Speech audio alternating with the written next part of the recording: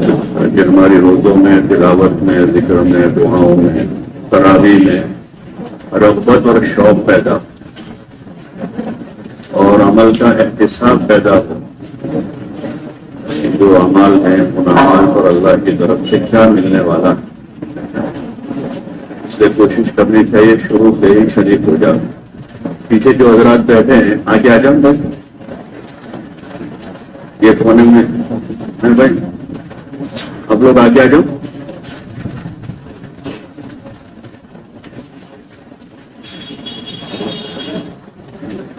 جتنا طلب کے ساتھ ادب کے ساتھ سنیں گے اتنا نفع زیادہ ہوگا.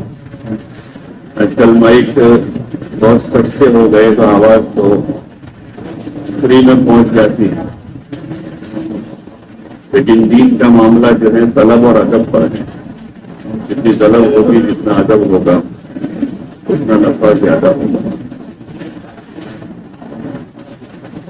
حضور علیہ الصلوۃ والسلام نے کتنا اہتمام فرمایا، اور یہ آپ کی عادت شریفہ تھی کہ جس وقت کا جو عمل ہوتا تھا اس عمل کے فضائل بتاتے تھے. رمضان شروع ہونے والا تھا تو رمضان کی آخری تاریخ میں حضور صلی اللہ علیہ وسلم نے یہ اس کی فضیلتیں بتائی. شعبان کی آخری تاریخ رمضان شروع ہونے سے پہلے حضرت سلمان رضی اللہ تعالیٰ عنہ اس کے راوی ہیں. حضور صلی اللہ علیہ وسلم نے جو کلمات فرمائے ان کلمات کو پہلے سنیں گے پھر اس کے بعد اس کا ترجمہ بھی پڑھیں گے. ان سلمان رضی اللہ عنہ قال خطبنا رسول الله صلى الله عليه وسلم في آخر يوم من شعبان فقال يا أيها الناس قد أظلكم شهر عظيم مبارك شهر فيه ليلة خير من 1000 شهر شهر جعل الله صيامه فريضة وصيام ليله تطوعا من تقرب فيه بخصلة كان كمن أتى فريضة فيما سواه ومن أتى فريضة فيه كان كمن أتى 70 فريضة فيما سواه وهو شهر الصبر والصبر ثوابه الجنة وشهر المواساة وشهر يزاد في رزق المؤمن فيه من فطر فيه صائما كان مغفرة لذنوبه وعتق رقبته من النار وكان له مثل أجره من غير أن ينقص من أجره شيء. قالوا يا رسول الله ليس كلنا يجد ما يفطر الصائم. فقال رسول الله صلى الله عليه وسلم يعطي الله هذا الثواب من فطر صائما على تمرة أو شربة ماء أو نطفة لبن وهو شهر أوله رحمة وأوسطه مغفرة وآخره عتق من النار من خفف عن مملوكه فيه غفر الله له وعتقه من النار. واستكثروا فيه من 4 خصال خصلتين ترضون بهما ربكم وخصلتين لا غناء بكم عنهما فأما الخصلتان اللتان ترضون بهما ربكم فشهادة أن لا إله إلا الله وتستغفرونه وأما الخصلتان اللتان لا غناء بكم عنهما فتسألون الله الجنة وتعوذون به من النار. ومن أسقى صائما سقاه الله من حوض شربة لا يظمأ حتى يدخل الجنة. حضرت سلمان رضی اللہ تعالیٰ عنہ کہتے ہیں کہ نبی کریم صلی اللہ علیہ وسلم نے شعبان کی آخری تاریخ میں ہم لوگوں کو واعظ فرمایا کہ تمہارے اوپر ایک مہینہ آ رہا ہے جو بہت بڑا مہینہ ہے، بہت مبارک مہینہ ہے. اس میں ایک رات ہے شب قدر جو ہزاروں مہینوں سے بڑھ کر ہے. اللہ تعالیٰ نے اس کے روزے کو فرض فرمایا اور اس کے رات کے قیام یعنی تراویح کو ثواب کی چیز بنایا ہے. جو شخص اس مہینے میں کسی نیکی کے ساتھ اللہ کا قرب حاصل کرے وہ ایسا ہے جیسا کہ غیر رمضان میں فرض ادا کیا، اور جو شخص اس مہینے میں کسی فرض کو ادا کرے وہ ایسا ہے جیسا کہ غیر رمضان میں 70 فرض ادا کرے. یہ مہینہ صبر کا ہے اور صبر کا بدلہ جنت ہے، اور یہ مہینہ لوگوں کے ساتھ غمخواری کرنے کا ہے. اس مہینے میں مومن کا رزق بڑھا دیا جاتا ہے. جو شخص کسی روزہ دار کا روزہ افطار کرائے اس کے لیے گناہوں کے معاف ہونے اور آنکھ سے خلاصی کا سبب ہوگا. اور روزہ دار کے ثواب کے مانند اس کو ثواب ہوگا، مگر اس روزہ دار کے ثواب سے کچھ کم نہیں کیا جائے گا۔ صحابہ رضی اللہ عنہ نے عرض کیا، رسول اللہ، ہم میں سے ہر شخص کو اتنی وسعت نہیں رکھتا ہے کہ روزہ دار کو افطار کرائے۔ تو آپ علیہ الصلوۃ والسلام نے فرمایا کہ پیٹ بھر کھلانے پر موقوف نہیں، یہ ثواب تو اللہ جل شانہ ایک کھجور سے کوئی افطار کرا دے، یا ایک گھونٹ پانی پلا دے، یا ایک گھونٹ لسی پلاوے، اس پر بھی مرحمت فرما دیتے ہیں۔ یہ ایسا مہینہ ہے کہ اس کا اول حصہ اللہ کی رحمت ہے، اور درمیانی حصہ مغفرت ہے، اور آخری حصہ آنکھ سے آزادی ہے۔ جو شخص اس مہینے میں ہلکا کر دے اپنے غلام و خادم کے بوجھ کو، رب تعالیٰ شانہ اس کی مغفرت فرما دیتے ہیں اور آنکھ سے آزادی عطا فرماتے ہیں۔ اور 4 چیزوں کی اس میں کثرت رکھا کرو، جن میں سے 2 چیزیں اللہ تعالیٰ کی رضا کے واسطے، اور 2 چیزیں ایسی ہیں کہ جن سے تمہیں چارہ کار نہیں، یعنی چھٹکارا ہی نہیں ہے۔ پہلی 2 چیزیں جن سے تم اپنے رب کو راضی کرو وہ کلمہ طیبہ اور استغفار کی کثرت ہے، اور دوسری 2 چیزیں یہ ہیں کہ جنت کی طلب کرو اور آگ سے پناہ مانگو۔ جو شخص کسی روزہ دار کو پانی پلائے، اب تعالیٰ شان قیامت کے دن میری حوض سے اس کو ایسا پانی پلائیں گے کہ جس کے بعد جنت میں داخل ہونے تک پیاس نہیں لگے گی۔ دوبارہ پڑھتے ہیں حدیث کا ترجمہ۔ حضرت سلمان رضی اللہ عنہ کہتے ہیں کہ نبی کریم صلی اللہ علیہ وسلم نے شعبان کی آخری تاریخ میں ہم لوگوں کو واعظ فرمایا کہ تمہارے اوپر ایک مہینہ آ رہا ہے جو بہت بڑا مہینہ ہے، بہت مبارک مہینہ ہے۔ اس میں ایک رات شب قدر ہے جو 1000 مہینوں سے بڑھ کر ہے۔ اللہ تعالیٰ نے اس مہینے کے روزوں کو فرض فرمایا اور اس کے رات کے قیام یعنی تراویح کو ثواب کی چیز بنایا ہے۔ جو شخص اس مہینے میں کسی نیکی کے ساتھ اللہ کا قرب حاصل کرے وہ ایسا ہے جیسا کہ غیر رمضان میں فرض ادا کرے، اور جو شخص اس مہینے میں کسی فرض کو ادا کرے وہ ایسا ہے جیسا کہ غیر رمضان میں 70 فرض ادا کرے۔ یہ مہینہ صبر کا ہے اور صبر کا بدلہ جنت ہے، اور یہ مہینہ لوگوں کے ساتھ غمخواری کرنے کا ہے۔ اس مہینے میں مومن کا رزق بڑھا دیا جاتا ہے۔ غمخواری کا معنی ہوتا ہے ہمدردی کرنے کا۔ اس مہینے میں مومن کا رزق بڑھا دیا جاتا ہے۔ جو شخص کسی روزہ دار کا روزہ افطار کرائے اس کے لیے گناہوں کے معاف ہونے اور آنکھ سے خلاصی یعنی آزادی کا سبب ہوگا، اور روزہ دار کے ثواب کے مانند اس کو بھی ثواب ملے گا جس نے افطار کروایا، مگر اس روزہ دار کے ثواب سے کچھ کم نہیں کیا جائے گا۔ صحابہ رضی اللہ عنہ نے عرض کیا، رسول اللہ، ہم میں سے ہر شخص کو اتنی وسعت نہیں رکھتا کہ روزہ دار کو افطار کرا دے، یعنی پیٹ بھر کر اس کو کھلاوے، اتنی وسعت تو ہمارے پاس نہیں ہے۔ تو آپ نے فرمایا کہ پیٹ بھر کھلانے پر موقوف نہیں، یہ ثواب تو اللہ جل شانہ ایک کھجور سے کوئی افطار کرا دے، یا ایک گھونٹ پانی پلاوے، یا ایک گھونٹ لسی پلاوے، اس پر بھی مرحمت فرما دیتے ہیں۔ یہ ایسا مہینہ ہے کہ اس کا اول حصہ اللہ کی رحمت ہے، اور درمیانی حصہ مغفرت ہے، اور آخری حصہ آنکھ سے آزادی ہے۔ جو شخص اس مہینے میں ہلکا کر دے اپنے غلام یا خادم کے بوجھ کو، اللہ تعالیٰ شانہ اس کی مغفرت فرما دیتے ہیں اور آنکھ سے آزادی عطا فرماتے ہیں۔ اور 4 چیزوں کی اس میں کثرت رکھا کرو۔ یہ چیزیں ہیں جو اصل ہیں۔ بہت سارے وظائف ہوتے ہیں جو اگر قرآن اور حدیث کی دعائیں ہیں تو اس کا پڑھنا صحیح ہے، غلط نہیں ہے، لیکن جو چیزیں زیادہ مؤثر ہیں تو وہ چیزیں ہیں جو حضور صلی اللہ علیہ وسلم نے بتائی ہیں، اور اس کا اگر کوئی وقت خاص کیا ہے تو پھر اس خاص وقت میں، جیسے رمضان کے اس مہینے کے لیے حضور صلی اللہ علیہ وسلم نے کثرت سے پڑھنے کی جو چیزیں بتائی وہ یہ ہیں، لا الہ الا اللہ، استغفر اللہ، اسألک الجنہ، اعوذ بک من النار۔ چلتے پھرتے آدمی زیادہ کثرت سے اس کو پڑھا کریں، کہ یہ اس کے لیے خاص کیا آپ صلی اللہ علیہ وسلم نے۔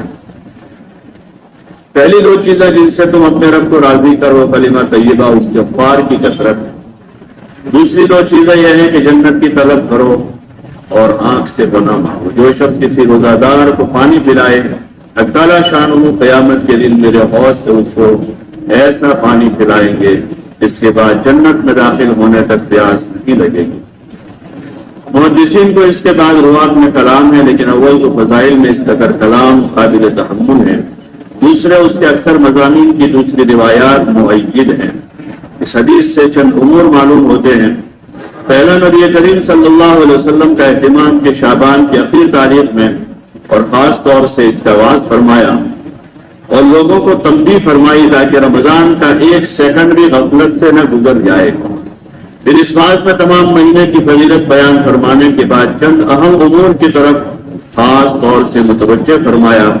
سب سے اول شب قدر کہ وہ حقیقت میں بہت ہی اہم رات ہے. ان اوراق میں اس کا بیان دوسری فصل میں مستقل آئے گا. اس کے بعد ارشاد ہے کہ اللہ نے اس کے روزے کو فرض کیا اور اس کے قیام یعنی تراویح کو سنت کیا ہے. اس سے معلوم ہوا کہ تراویح کا ارشاد بھی اللہ تعالیٰ کی طرف سے ہے. لیکن روایت میں نبی کریم صلی اللہ علیہ وسلم نے اس کو اپنی طرف منسوخ فرمایا ہے کہ میں نے سنت کیا. اس سے مراد تاکید ہے کہ حضور علیہ السلام اس کی تاکید بہت فرماتے تھے. اسی وجہ سے ائمہ اس کی سنت ہونے پر متفق ہیں. قرآن میں لکھا ہے کہ مسلمانوں میں سے روافض کے سوا کوئی شخص اس کا منکر نہیں. روافض کیا کہ وہ تراویح کے منکر ہیں، باقی اہل سنت جو ہیں ان میں کوئی اس کا منکر نہیں ہے. اور ائمہ اربعہ کا تراویح کے سلسلے میں اتفاق ہے کہ پورے رمضان کی تراویح، رمضان کی تمام راتوں میں 20 رکعت تراویح پڑھنا اور پورے رمضان میں قرآن شریف کو ختم کرنا، یہ سنت ہے. اس پر ائمہ اربعہ کا اتفاق ہے. حضرت مولانا شاہ عبد الحق صاحب محدث دہلوی رحمۃ اللہ علیہ نے ثبت اس سنت میں بعض کتب فقہ سے نقل کیا ہے کہ اگر کسی شہر کے لوگ تراویح چھوڑ دیں تو اس کو چھوڑنے پر امام ان سے مقاتلہ کرے. اس جگہ خصوصیت سے ایک بات کا لحاظ رکھنے کی ضرورت ہے. وہ یہ کہ بہت سے لوگوں کا خیال ہوتا ہے کہ جلدی سے کسی مسجد میں 8-10 دن میں کلام مجید سن لے پھر چھٹی. یہ خیال رکھنے کی بات ہے کہ دو سنتیں الگ الگ ہیں. تمام کلام اللہ شریف کا تراویح میں پڑھنا یا سننا یہ مستقل سنت ہے اور پورے رمضان شریف کی تراویح مستقل سنت ہے. بس جس صورت میں ایک سنت پر عمل ہوا اور دوسری رہ گئی. البتہ جن لوگوں کو رمضان مبارک میں سفر وغیرہ یا کسی وجہ سے ایک جگہ روزانہ تراویح پڑھنی مشکل ہو ان کے لیے مناسب ہے کہ وہ قرآن شریف چند روز میں سن لیں تاکہ قرآن شریف ناقص نہ رہے. پھر جہاں وقت ملا اور موقع ملا وہاں تراویح پڑھ لی کہ قرآن شریف بھی اس صورت میں ناقص نہیں ہوگا اور اپنے کام کا بھی حرج نہ ہوگا. لیکن چاہے عذر کی وجہ سے آدمی پڑھتا ہو، سفر کی وجہ سے پڑھتا ہو، لیکن صحیح نماز ہونا شرط ہے اور قرآن بھی صحیح پڑھنا شرط ہے کسی بھی حال میں ہو. اگر آدمی چاہے ایک پارے میں پڑھے یا 3 پارے میں پڑھے لیکن قرآن شریف کو صحیح پڑھنا صحیح سننا ضروری ہے، فرض ہے بل.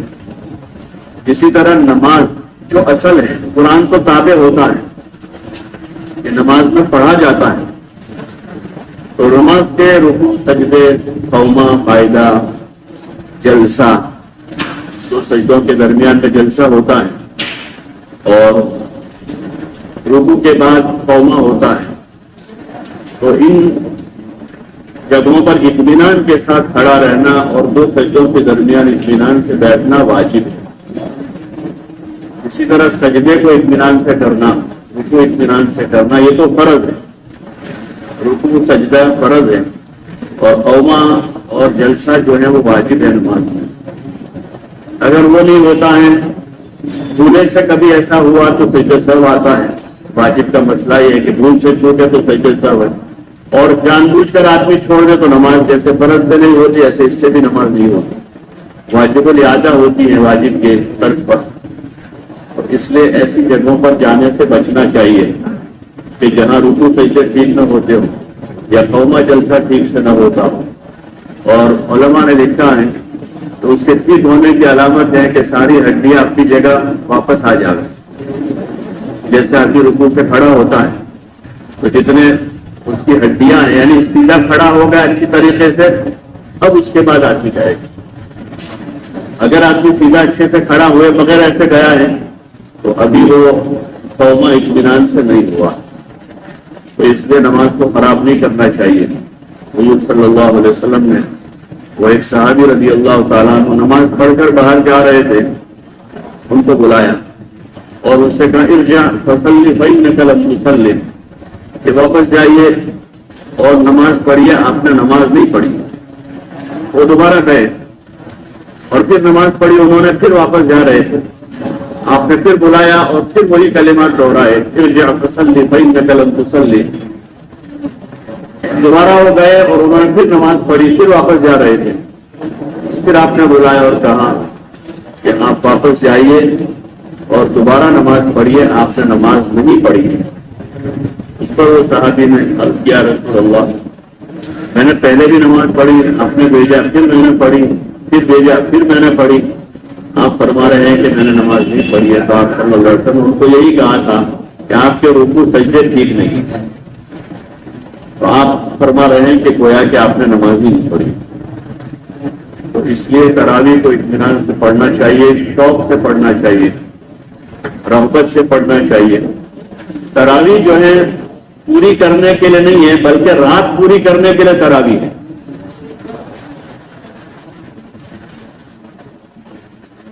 رات میں نماز پوری کرنے کے لیے تراویح نہیں ہے بلکہ رات پوری کرنے کے لیے تراویح ہے، تو کم از کم رات کا ایک حصہ تو تراویح کے ذریعے سے ہم گزاریں۔ تراویح کا جو مقصود ہے رمضان کی راتوں کا احیاء ہے، پوری کرنے کے لیے تراویح نہیں ہے بلکہ رات کا ایک حصہ ہمارا عبادت میں گزرے، اس کے لیے تراویح۔ تو ہم بہت زیادہ نہیں پڑھ سکتے تو کم از کم جو پارا سوا پارا ہے اس میں گھنٹہ سوا گھنٹہ آرام سے پڑھ لیں تاکہ وہ صحیح عمل ہمارا ہو۔ حضور علیہ الصلوۃ والسلام کے بعد حضرت عمر رضی اللہ تعالیٰ عنہ نے اس پر اجماع کیا، صحابہ الگ الگ پڑھتے تھے، حضور نے ایک دو دن پڑھی جماعت سے، پھر آپ نے اس لیے ترک کر دی کہ اگر میں با جماعت پڑھاؤں گا تو کہیں فرض نہ ہو جائے لوگوں پر، اس لیے آپ نے با جماعت ترک کی۔ وہ لوگ الگ الگ پڑھا کرتے تھے تراویح کی نماز رمضان میں۔ حضرت ابوبکر کے زمانے کے 2 سال تقریباً گزرے ہو، پھر حضرت عمر کا دور آیا، حضرت عمر رضی اللہ تعالیٰ عنہ نے صحابہ کی مشاورت سے اس پر اجماع کیا اور مسجد میں جمع کیا سب کو اور باجماعت تراویح کو مشروع کیا۔ تب سے عمل 20 رکعت تراویح پورے عالم اسلام میں جہاں بھی اسلام گیا 5 نمازوں کے ساتھ، رمضان کے روزوں کے ساتھ تراویح گئی۔ دنیا میں جہاں بھی افریقہ میں، امریکہ میں، ہندوستان میں جہاں بھی اسلام گیا وہاں پر تراویح گئی، اور یہی معمول رہا کہ مسجدوں میں تراویح پڑھی جائے۔ آج بھی سب جگہ یہی ہوتا ہے، الا یہ کہ وہ حافظ جن کو مسجدوں میں جگہ نہیں ملتی تو اپنے قرآن کے دور کے واسطے وہ الگ سے تراویح پڑھتے سنتے، باقی ان کے علاوہ زیادہ لوگ بھیڑ کسی ایسی جگہ باجماعت مسجد کے علاوہ قائم کرتے ہوئے اس کی نظیر نہیں ملتی۔ یہ جدید چیزیں ہمارے زمانے کی کہ باہر مسجد کو چھوڑ کر کسی بھی جگہ پر وہ ہوتا ہو، کسی جگہ ہوا 2 جگہ 4 جگہ ہوتے ہوتے وہ اس کا عام ماحول بننے لگا اور مسجدیں ویران ہونے لگی اس سے۔ اور اس سے کوشش کرنی چاہیے مسجد میں پڑھنی چاہیے۔ تاریخ میں ملتا ہے کہ اہل مکہ 4 رکعت تراویح کی پڑھ کر امام اتنی دیر ٹھہرتا تھا کہ لوگ ایک طواف کر لیتے تھے، ایک طواف ہو جاتا تھا، اتنی دیر ٹھہر جاتا تھا، پھر دوسرے 4 رکعت پڑھاتے تھے، پھر امام ٹھہر جاتا تھا۔ ترویہ جس کو کہتے ہیں، ہم لوگ ٹھہرتے ہیں لیکن بہت معمولی ٹھہرتے ہیں کیونکہ پوری کرنے کی فکر ہوتی ہے سب کو، تو درمیان میں وقفہ نہیں کرتے، تھک جاتے ہیں تو وہ اتنی دیر ٹھہرتے تھے۔ لیکن وہ دور تھا نیکیوں کے تنافس کا۔ جب اہل مدینہ کو پتا چلا کہ مکہ کے لوگ ہر 4 رکعت پر ایک طواف کرتے ہیں، تو اب چونکہ مدینہ میں تو کعبہ تھا نہیں کہ طواف کرے ہو، تو انہوں نے شروع کیا کہ 4 رکعت امام کے ساتھ باجماعت پڑھتے تھے، اور پھر امام ٹھہرتا تھا اتنی دیر میں سارے مقتدی یا اکثر مقتدی 2 کر کے 4 رکعت نفل پڑھتے تھے، وہ ایک طواف کے بدلے میں کہ مکہ والے ثواب میں آگے بڑھ جائیں گے. اب چونکہ یہاں کعبہ تو ہے نہیں کہ طواف کریں گے، تو مقتدی 2 رکعت نفل پڑھتے تھے. اس کے بعضوں نے لکھا کہ مدینہ والے 36 رکعتیں پڑھتے تھے، 20 رکعت جماعت کے ساتھ اور 16 رکعتیں بغیر جماعت کے 2 رکعت کرتے تھے. کیونکہ اجر میں تنافس تھا کہ مکہ والوں کا ثواب بڑھ جائے گا طواف کی وجہ سے، یعنی اتنا وقفہ کرتے تھے. ہمارے یہاں بھی جو پرانے لوگ ہوتے ان کو پتا ہوگا کہ 4 رکعت کے بعد آرام سے بیٹھتے تھے، کچھ دعائیں زور زور سے پڑھاتے تھے امام صاحب مقتدیوں کو. جو پرانے لوگ ہوں گے ان کو پتا ہوگا، یعنی 1.5-2 منٹ لگ جاتے تھے. ابھی بھی ہم لوگ کچھ سالوں پہلے ترکی میں رمضان کیا تھا تو وہاں بھی یہی ہے کہ ہر 4 رکعت کے بعد امام جو ہے زور زور سے درود شریف پڑھاتے ہیں. ہمارے یہاں معروف وہ دعا ابھی تو شاید ایک کی پکتی ہے، وہ دعا مسنون نہیں ہے، کسی بزرگ کا معمول ہوگا وہ دعا سبحان بالملک والی ہو، لیکن وہ بھی اتنی تیزی میں پڑھ جاتے ہیں کہ ابھی وہ پوری ہوتی ہے اس سے پہلے تو اگلی رکعت باندھ دی جاتی ہے، اتنی تیزی ہو جاتی ہے. ایسا نہیں کرنا چاہیے. عبادت میں جو ہے سکون و اطمینان مطلوب ہے. عبادت کو سکون سے اطمینان سے کیا جائے، اس میں جلدی نہ کی جائے. ہاں عبادت کی طرف جلدی آنا ہی اچھا ہے کہ اذان سے پہلے مسجد آ جائے. جمعہ کا دن ہے 1-1.5 گھنٹے پہلے آ جائے، کہ اس میں جب عجلت وہ مطلوب ہے. لیکن عبادت شروع کرنے کے بعد اب اس کو اطمینان سے کرنا، تلاوت ہے، نماز ہے، دعا ہے، ذکر ہے، اس میں اطمینان یہ مطلوب ہے، اس کو کرنا چاہیے. اور 2-4 رکعت کے بعد جو تربیہ پڑھتے ہیں اس میں معروف تو وہی ہے. حضرت قاضی رحمۃ اللہ علیہ لکھا ہے کہ حضرت گنگوہی رحمۃ اللہ علیہ تیسرا کلمہ پڑھتے تھے، اس لیے کہ تیسرے کلمے کا ثواب زیادہ ہے.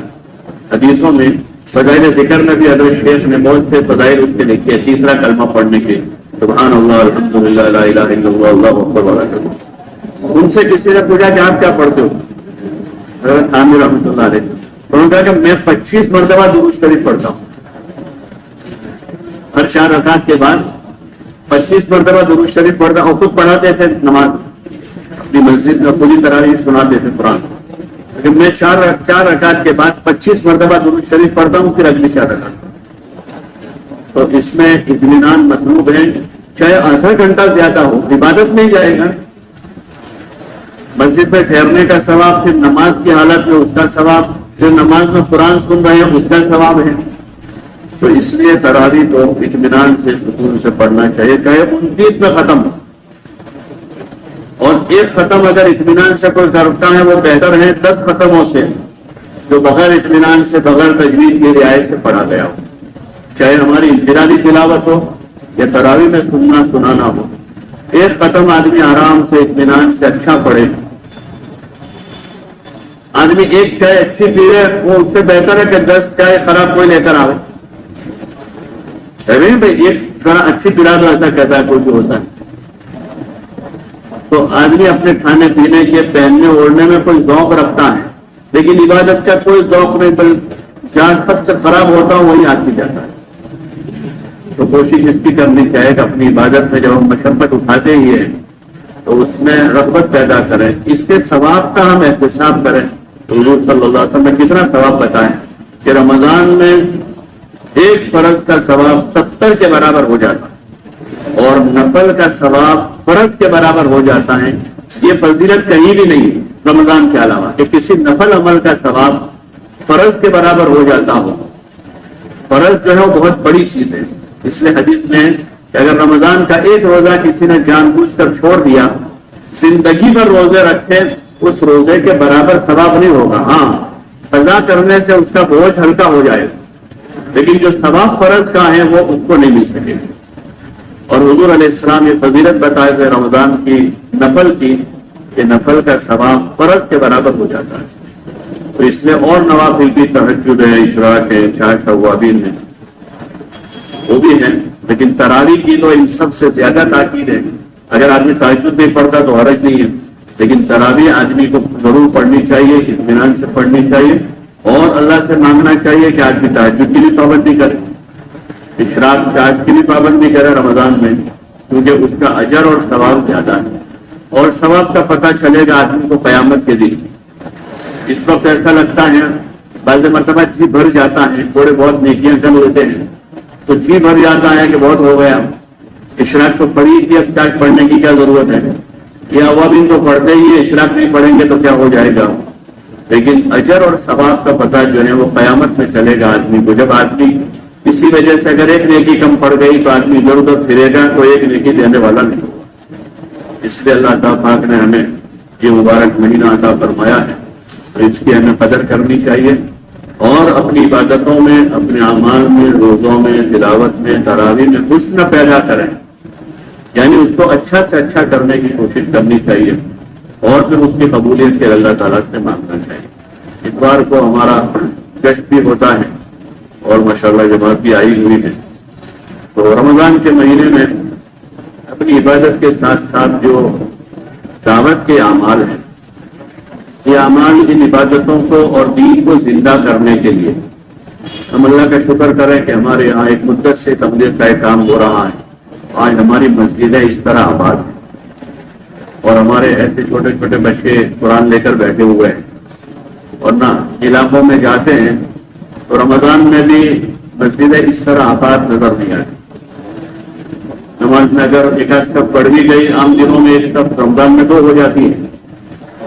جماعتوں میں جو رمضان میں گئے ان کو پتا ہوگا کہ اتنا زیادہ ماحول ابھی تک نہیں بن پایا ہے. ہم اس پر اللہ کا شکر کریں کہ ہمارے یہاں ایک فضا بنی ہے، اس میں ایک بڑا حصہ اس محنت کا کہ چھوٹے چھوٹے بچے روزے کے ساتھ ہوتے ہیں، 7 سال کے، 8 سال کے، 10 سال کے بچے، اور تلاوت اور ذکر اور عبادت اور روزوں کی فضا بنی ہے.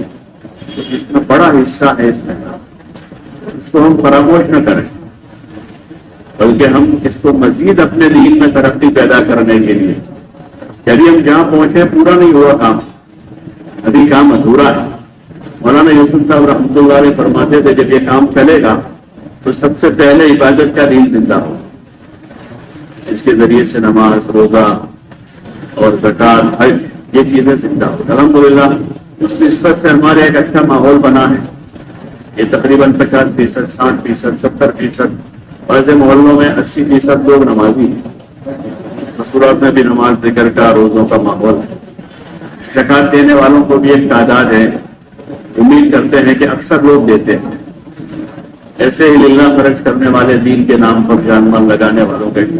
تو یہ اگر ہم اس کو پورے دین کا تناسب نکالیں گے تو اگر یہ پورا ہو جائے سارا تو بھی 20% ہوگا. ابھی 80% اور عقائد الحمدللہ اچھے ہیں تو وہ بھی 20% ہیں، تو 40% ہوگا، 35-40%. باقی ابھی 60-65% باقی ہے. اس میں ہماری بڑی کوتاہیاں ہیں کہ معاشرت کا جو دین ہے اس کا تو ابھی یعنی بہت تھوڑا حصہ ہے جو ہم تک پہنچا ہے. اس کا علم تو ہے لیکن عملاً ہم دیکھیں معاشرت میں دین تو بہت تھوڑا ہے اور معاملات جو ہیں اس میں بھی بہت زیادہ کوتاہی ہے. ہماری عبادتوں کے ساتھ، اعمال کے ساتھ، روزوں کے ساتھ، تلاوت کے ساتھ، ذکر کے ساتھ معاملات میں بھی بڑی کوتاہی ہے. معاشرت میں بھی ابھی بڑی کوتاہی ہے. اس کی تکمیل تک پہنچنا ہے. اسی طرح اخلاق جو ہے، سلام کرنے والے کو سلام کرنے کا نام اخلاق نہیں. آپ کا فرض سل منقطع، جو تم سے کاٹے توڑے ان سے جوڑنے کا نام اخلاق. جو تم سے توڑ رہے، ایک مرتبہ توڑا، دوبارہ توڑا، سبارہ توڑا، آدمی ایک دم سے چلا جاتا ہے لیکن آدمی وہاں تک اخلاق کی بلندیوں تک نہیں پہنچ پاتا. اس لیے حضور صلی اللہ علیہ وسلم سب سے بڑے اخلاق والے ہیں. آپ نے خود فرمایا انک لعلی خلق عظیم، کہ آپ اخلاق کے بلند مرتبے پر ہیں اور وہ آپ اس مرتبے پر پہنچے ہیں بہت زیادہ جھیل کر، برداشت کر کے. آپ نے جھیلا ہے، برداشت کیا ہے. تو وہ اخلاق ہے کہ آدمی جھیلنے والا، برداشت کرنے والا ہے، صبر کرنے والا ہے اور پھر اس کے ساتھ لوگوں سے برتتا ہے. سلام نہ کرنے والے کو سلام کریں، ظلم کرنے والے کو معاف کریں اور برا سلوک کرنے والے کے ساتھ اچھا سلوک کریں، جس کو اچھے اخلاق کہتے ہیں. تو ان اخلاق کی بلندیوں تک پہنچنا یہ انسان کا کمال ہے. دنیاوی اعتبار سے جو زمانے کے رائج سبجیکٹ ہوتے ہیں، وشے جو زمانے میں رائج ہوتے ہیں، تو اس میں لوگ کوشش کرتے ہیں کہ ہم اس وشے میں، اس سبجیکٹ میں ہم ٹاپر ہو جاتے ہیں۔ حالانکہ وہ وشے میں ٹاپر ہونے کے بعد کہ آدمی کامیاب ہوگا نہیں ہوگا وہ پتہ نہیں ہے، لیکن لوگ اس کے لیے کوشش کرتے ہیں، اپنے بچوں کو محنت کرواتے ہیں، سائنس میں، کمپیوٹر میں، میتھس میں اور دیگر اس میں، یا وہ چیزیں جس سے پیسہ کمایا جاتا ہے، ہنر۔ تو ابھی دیکھتے ہیں کہ لوگ اپنے بچوں کو وہ ہنر کی طرف بھیجتے ہیں کہ جس ہنر میں پیسہ زیادہ ملتا ہے، جس سے مال ملے گا، اور اس پر لوگ محنت کرتے ہیں، اس کے لیے مشقت اٹھاتے ہیں۔ وہ ہنر سیکھنے کے لیے لوگ سیٹ کی گالیاں کھاتے ہیں، مار کھاتے ہیں، کیونکہ اس سے دنیاوی منفعت ہیں۔ لیکن یہ جو صفات ہیں جو اس محنت کے ذریعے سے مطلوب ہے کہ ہر مسلمان حاصل کرے، وہ ایسی صفتیں ہیں جو آدمی کو قیامت کے دن نبیوں کے ساتھ کھڑا کر دیں، اور وہی اصل کامیابی کا معیار ہے کہ قیامت کے دن آدمی کے لیے کامیابی کا فیصلہ۔ باقی دنیا مقدر کی ہے، ٹھیک ہے، آدمی دنیا کا ہنر سیکھے، بری بات نہیں ہے، ٹاپر ہو جا رہے یہ بھی بری بات نہیں ہے۔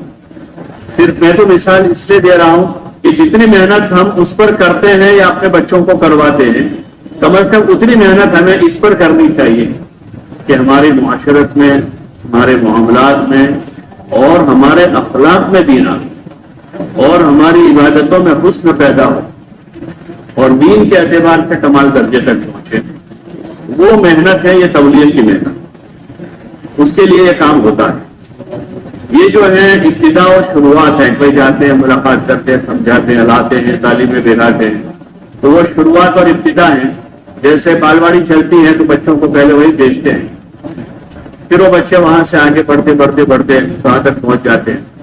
تو وہ بچے بڑے ہو کر ڈاکٹر بن کے، انجینئر بن کے اس بالواڑی کو بیکار نہیں کہتے کہ بیکار ہے، بلکہ وہ کہتے ہیں کہ اسی بالواڑی سے ہم بھی آگے گئے ہیں۔ وہ ایسا کہتے ہیں کہ یہی بالواڑی میں پڑھے ہم اور یہاں سے ہم آگے گئے۔ تو یہ جو تبلیغ ہے وہ اسی طرح ہے۔ مولانا الیاس صاحب جو فرماتے تھے کہ قافلوں کی چلت پھرت یہ تبلیغ کی الف باتاں ہے۔ یہاں سے شروعات ہوتی ہے، پھر آدمی اپنے اپنے حساب سے اپنی استعداد کے بقدر اور دھیرے دھیرے دھیرے دھیرے اپنے دین میں کمال پیدا کرے۔ اسی نسبت سے جماعتوں کی آمد و رفت ہوتی ہے۔ ماہ مبارک میں بھی جماعتیں آتی ہیں، ہمارے لیے شرف ہے، سعادت ہے کہ ہمارے یہاں جماعتوں کا رجوع ہے، ورنہ ملک کے کونے کونے سے روزانہ فون آتے ہیں، میسج آتے ہیں ان کے کہ ہمارے یہاں پورے ضلع میں کوئی جماعت نہیں ہے، 2 مہینے ہو گئے، 3 مہینے ہو گئے، کوئی ایک جماعت دے دو، کوئی ایک جماعت بھیج دو۔ ملک بھر سے لوگوں کے میسج آتے ہیں، خطوط آتے ہیں، فون آتے ہیں کہ بھائی ایک جماعت دے دو۔ 2 مہینے ہو گئے کوئی جماعت نہیں آئی، 2.5 مہینے ہو گئے جماعت نہیں آئی، 6 مہینے ہو گئے ہمارے یہاں جماعت نہیں آئی، ہمارے ضلع میں آئی، ہمارے تعلقے میں نہیں آئی۔ ہم اس کو سعادت سمجھیں، ان کی آمد کو، ان کو ہم مرحبا کہیں۔ حضور صلی اللہ علیہ وسلم نے فرمایا کہ میرے بعد تمہارے پاس دور دراز سے لوگ آئیں گے دین سیکھنے کے لیے۔ انصار کو کہا تھا، مدینہ والوں کو، تو تم سب سے پہلے ان کو مرحبا کیا، یعنی ان کا استقبال کرنا اور پھر ان کی خدمت کرنا اور ان کو دین سکھانا جو تمہارے پاس غرض چاہے۔ اس میں دونوں مقصد ہوتا ہے، سیکھنا سکھانا، دونوں چیزیں ہیں۔ اچھی مضبوط جماعت ہے، ہم ان سے سیکھیں گے، کمزور ہیں تو ہم ان کو وقت دیں گے تاکہ وہ ہمارے یہاں سے، ہماری بستی سے دین لے کر جاوے، دین سیکھ کر جاوے، دین کی محنت کی فکر لے کر جاوے۔ ہمارے فارغ اوقات ہوتا ہے، بعض مرتبہ مسجد میں ہی رہتے ہیں، 1 گھنٹہ 1.5 گھنٹہ آدھا گھنٹہ دوستوں کے ساتھ بیٹھ گئے یا لیٹ گئے۔ اس سے بہتر ہے کہ ہم ان کے اعمال میں کشٹ ہوتا ہے۔ عموماً رمضان میں اثر سے پہلے کرتے ہیں، عام دنوں میں اتوار کے علاوہ تو اثر سے پہلے کرتے ہیں۔ اتوار کا تو الحمدللہ ہمارے ساتھیوں کو اللہ جزائے خیر دے کہ استقامت کے ساتھ ہوتے ہیں کہ پورے 2 نمازوں کا وقت فارغ کر کے مغرب بعد ہی کرتے ہیں، اور مغرب بعد لوگ کھا پی کر نکلتے، اچھی ملاقاتیں بھی ہو جاتی ہیں۔ تو اس کا بھی اہتمام کریں، اور عشاء بعد تراویح کے بعد تھوڑی سی قربانی ہے، لمبا وقت تو ہوتا نہیں، 15-20 منٹ رمضان کے حساب سے یہ لوگ بھی تھوڑا مختصر ہی کر دیتے ہیں، تو اس میں ہم سعادت سمجھ کر بیٹھیں، اور عام دنوں میں اتوار کے علاوہ عموماً اثر سے پہلے کرتے ہیں۔ کوشش کریں گشتوں میں شریک ہو جائیں۔ بہت سے ہمارے بھائی، جیسے میں نے ابھی عرض کیا کہ ایک اچھے فیصد ہے جو روزہ رکھتے ہیں. 4-5 سال پہلے ہم لوگ یہاں سے رمضان میں 3 دن گئے رجب کو. اپنے محلے کے ایک بھائی تھے, مرحوم ہو گئے, اللہ ان کی مغفرت فرما. تو دوسرے دن تعلیم کے بعد میں نے ان سے پوچھا کہ آپ کو کیا فائدہ ہوا جماعت میں آئے. تو انہوں نے مجھے کہا کہ میری عمر 58 سال کی ہو رہی ہے, میں نے کل پہلا روزہ رکھا تھا یہاں. یہ میرا زندگی کا پہلا, ہمارے محلے کا تھا, ہمارے اسی محلے کا وہ بھائی تھا. وہ کہہ رہے تھے کہ کل میں نے 58 سال میں پہلا روزہ رکھا. یہ اس کا نفع ہے کہ فریضہ زندہ ہوگا. اس ابھی بھی ہم دیکھیں گے بہت سے ایسے ہوں گے جن کی غفلت ہو جاتی ہے, سستی ہے. تبلیغ کے طریقے میں حکمت ہے کہ کسی کو ایک تم کیوں روزہ نہیں رکھتے ہو, کیوں نماز نہیں پڑھتے ہو, کیوں زکات نہیں دیتے ہو. لیکن حکمت محبت سے جب اس کو لے کر نکل جاتے ہیں باہر اور وہ تعلیم میں روزے کے, نماز کے, زکات کے فضائل سنے گا تو خود ہی اپنے آپ رغبت پیدا ہو. تو اس لیے ہم کوشش کریں کہ اپنے اوقات ان کے ساتھ فارغ کریں, گشتوں میں شریک ہو جائے. تعلیم کا حلقہ ہوتا ہے, بہت سی مہمان جماعت ہمارے آتی ہیں, تو ان کا چونکہ ہمارے یہاں جیسے مکاتب کا نظام ہے, بچپن سے ہم لوگ قرآن شریف پڑھ لیتے ہیں, ہمارے بچے پڑھتے ہیں. مکاتب کا نظام ملک کے اکثر صوبوں میں نہیں ہے. تو وہ 20 سال 25 سال 30 سال کی عمر ہوتی ہے, قرآن شریف پڑھنا نہیں آتا. اگر ہم آدھا گھنٹہ ان کے حلقے میں بیٹھ جائیں, 2 دن 3 دن جماعت رہتی ہے, اگر ہمارے ذریعے سے سورہ فاتحہ کسی کی صحیح ہو گئی, کسی کو کوئی ایک سورت صحیح ہو گئی, کسی کی نماز صحیح ہو گئی, تو یہ ہمارے لیے ذخیرہ آخرت ہے. وہ زندگی پر جتنا پڑھے گا وہ سب ثواب ہم کو فری میں ملے گا. تو اس لیے تعلیم میں وقت فارغ کر لیں, تھوڑا کشت میں وقت دے دیں. باقی ملاقاتوں کے لیے تو پورا دن ہوتا ہے, صبح سے لے کر شام تک. تراویح کے بعد بھی موقع ہوتا ہے, تو اس میں تراویح کے بعد بھی ملاقاتیں کرا لیں, دن میں بھی جو موقع ہو کریں گے انشاءاللہ. کون پر وقت فارغ کریں گے, اللہ تو اپنے عطا فرمائے. اور آج تو اتوار ہے, اتوار کو تو ہمارا مقامی جشن دن ہے. تو گزارش ہے کہ ویسے بھی اذان اقامت کے درمیان میں رمضان میں تھوڑا سا وقفہ کر لیتے ہیں, 5-7 منٹ کا, تقریباً 7 منٹ ہوتے ہیں. تو اس میں اپنی تھوڑی ضرورت پوری کر لیں, 1 روٹی کھانا کھا لیں, تاکہ مغرب بعد اطمینان سے ہم وقت دے سکیں. اسی لیے یہ وقفہ رکھتے ہیں کہ نماز فرض ہے. جو وقفہ کرتے ہیں اذان اقامت کے درمیان میں کہ نماز فرض ہے اور باجماعت مشروع ہوئی ہے, تو ہماری ایک تو جماعت فوت نہیں ہونی چاہیے رمضان میں مغرب کی, اور دوسرا اتنا کا کھا لے کہ اطمینان سے کھڑے رہتے ہیں. ورنہ بعض مرتبہ پہلے دیکھتے تھے فوراً جب اقامت ہوتی تھی تو نماز پڑھ کے ہی بھاگنے کی کوشش ہوتی تھی, یا وہ کہ بہت سے لوگ کھانا کھا کر آتے تھے, 2-3 رکعتیں جاتی تھی ان کی, بعضوں کی پوری نماز جماعت نکل جاتی تھی. تو یہ درمیانی اس کا حل نکالا تھا اس وقت کہ بھائی بیچ میں کچھ وقفہ ایسا دے دیں کہ نماز میں زیادہ تاخیر بھی نہ ہو, اور تھوڑا سا اتنا کھا لے کہ نماز اطمینان سے پڑھ سکے, سنتیں پڑھ سکے, اوابین پڑھنی ہو پڑھ سکے. تو آج گشت بھی ہے تو اس کی کوشش کر لیں کہ گشت میں شریک ہو جائے. اللہ تعالیٰ عمل کی توفیق عطا فرمائے.